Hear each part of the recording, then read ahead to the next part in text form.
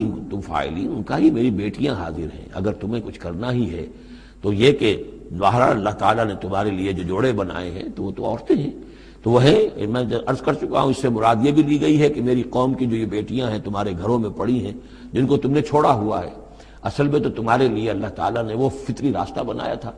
یا یہ کہ انہوں نے اتمام حجت کے لیے، جس کو کہتے ہیں پنجابی میں برے کو گھر پہنچانا، یا آخری بات بھی کہی ہو کہ میں ایسا ہی اگر کوئی معاملہ ہے تو کوئی دو بڑے سردار جو ہیں انہیں کہا ہو کہ میں اپنی بیٹیوں کا نکاح تم سے کیے دیتا ہوں، تمہیں اگر کوئی اس طرح کی کوئی حاجت ہے، لعمرک انہم لفی سکرتہم یعمہون، تو انہوں نے یہ اللہ تعالیٰ کی طرف سے ہے، قسم ہے تیری جان کی، وہ لوگ تو اپنے اس نشے کی حالت میں بدمست تھے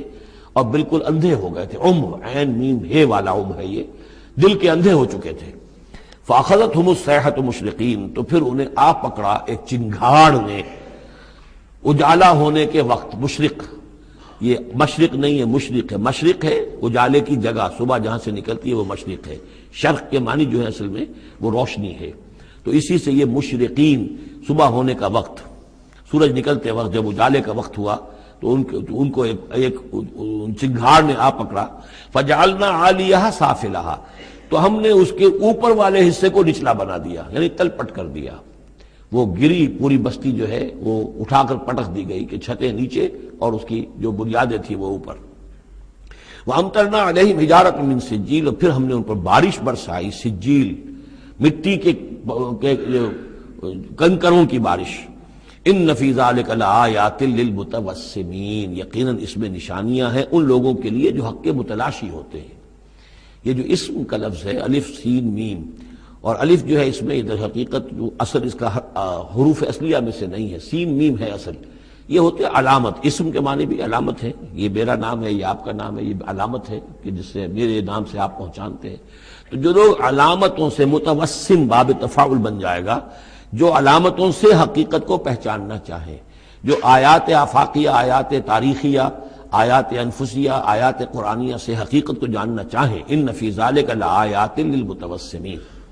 وانھا لبسبیل مقیم، اور وہ جو بستیاں تھیں وہ سیدھی راہ پر واقع ہوئی تھیں، یعنی یہ سیدھا راستہ تھا جو یمن سے جاتا تھا فلسطین تک، میڈیٹرینین کے ساحل تک، اور یہ سیدھا راستہ تھا کیروان روٹ، مشرق و مغرب کے درمیان یہی لنک تھا، سویز کینال تھی نہیں، اور ابھی یہ راستہ جو تھا round the Cape of Good Hope, یہ تو کہیں جا کر 1498 میں واسکو ڈی گاما نے تلاش کیا ہے، تو یہ راستہ معلوم ہی نہیں تھا، سویز کینال تھی نہیں، تو ساری جو مشرق اور مغرب کی ٹریڈ ہوتی تھی وہ یہ تھی کہ ہندوستان اور چین اور یہ جاوا ملایا وغیرہ جو ہیں یہ ہند چینی کے جتنے یہ سب سامان آتا تھا یمن کے ساحل پر، یورپ کے سارے ممالک کا سامان آ جاتا تھا شام کے ساحل پر، فلسطین کے ساحل پر، اب ان دو کے درمیان یہ قافلے چلتے تھے، یہ کیروانز تھے کہ جو ان جہاں سے لے کر سامان ادھر، ادھر کا سامان ادھر، تو یہ راستہ ہے امام مقیم، سبیل المقیم اس کو کہا گیا، سیدھا راستہ، سیدھی شاہراہ، اسی پر یہ اصحاب ہجر کے بھی مسکن تھے، اسی پر پھر یہ اصحاب مدین کے بھی تھے، اور یہ بستیاں بھی اسی راستے پر واقع ہوئی تھیں۔ ان فی ذلک لآیۃ للمؤمنین، یقیناً اس میں نشانی ہے اہل ایمان کے لیے، وان کان اصحاب الایکۃ لظالمین، اسی طریقے سے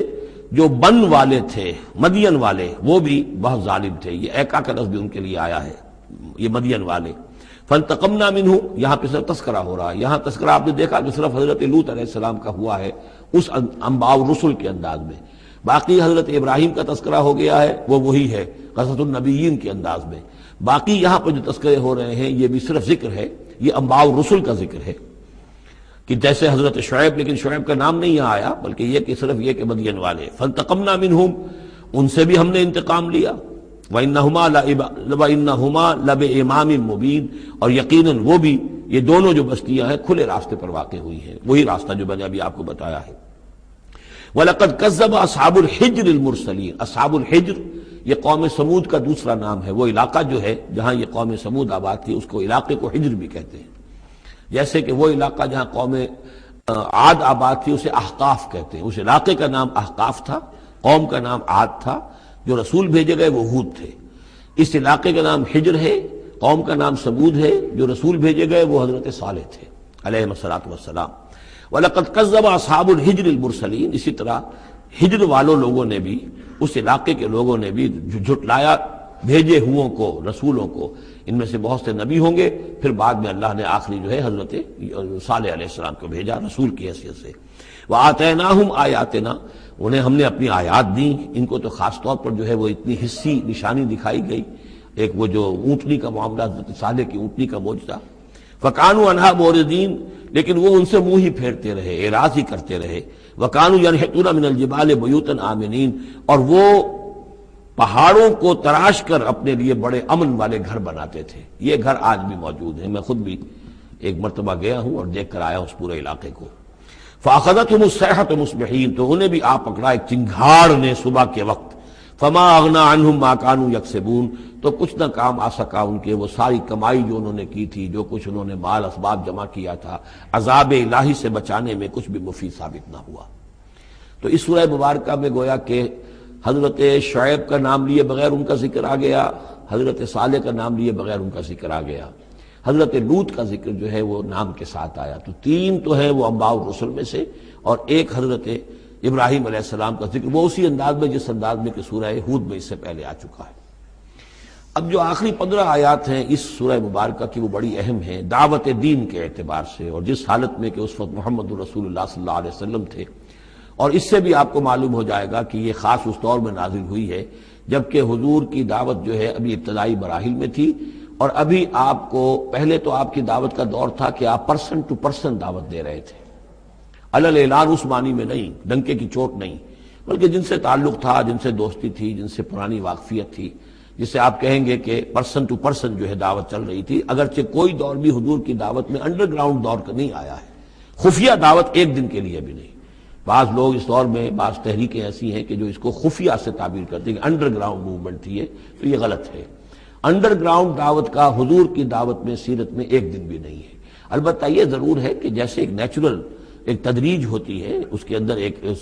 ترقی ہوتی ہے کسی معاملے کے اندر، پہلے آپ نے ذاتی جن سے تعلقات تھے، حضرت ابوبکر بہت پرانے دوست تھے، ان سے سب سے پہلے ان سے بات کی ہے، گھر میں حضرت خدیجہ جو آپ کی اہلیہ تھی ان سے بات کی، حضرت علی ہیں جو چچا زاد بھائی ہیں بلکہ زیر تربیت ہیں، زیر کفالت ہیں، ان سے بات کی ہے، اپنا جو غلام تھا جسے آزاد کر کے منہ بولا بیٹا بنایا ہوا ہے اس سے بات کی، اس طریقے سے پرسن ٹو پرسن۔